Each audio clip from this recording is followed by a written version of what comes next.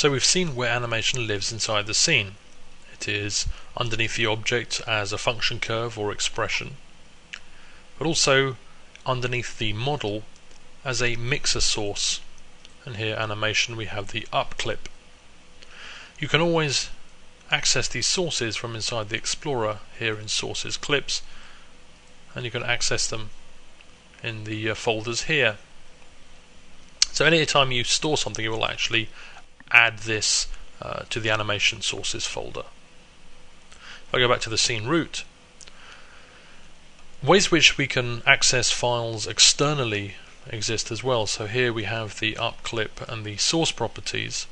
If I were to save this and go to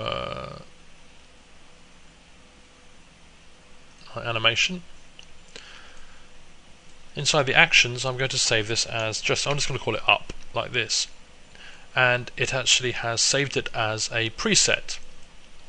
If I go into my browser now, there we go, the up has been saved here. You can drag and drop it inside the mixer. If I now go back to my sources, you notice we have an up preset.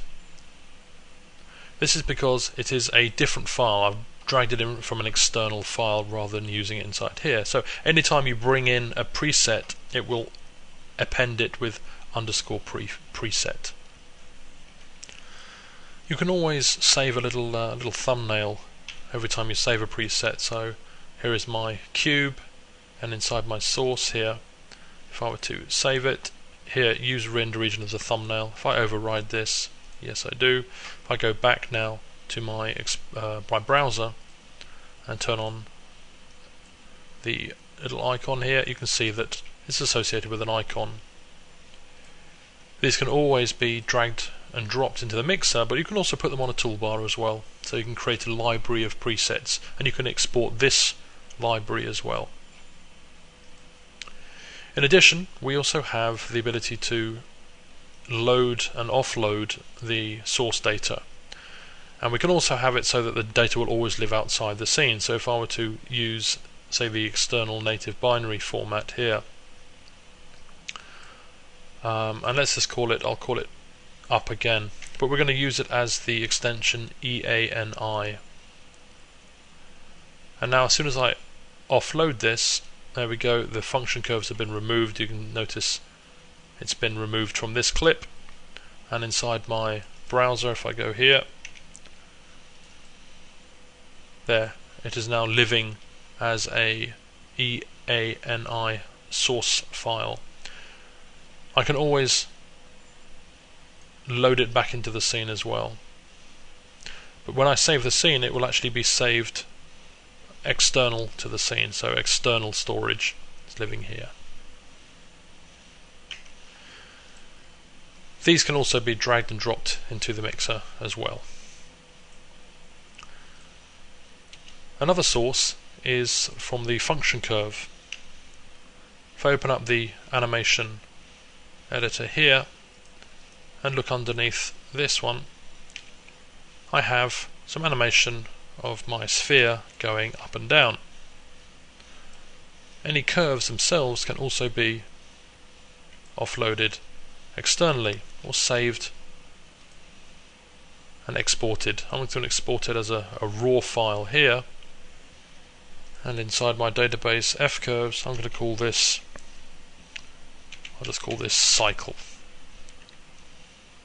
and I'm just going to save that. So now if I were to change the data inside here, let's say if I just deleted these points, at any stage I can go and import like so. Controlling the amount of animation inside the scene will actually decrease the overhead in memory. It will also give you a lot more control, particularly when you come to do character work, to save them as presets or external binary files. This will help a lot of throughput of animation inside the scene. One final note is for expressions. If I were to put an expression on this, just use the current frame and apply. Here we can see we have an expression loaded. I can also save it as a function curve or save it as an expression as well. I can just save this as just FC, like so. That'll do for me. And here we've got the expression.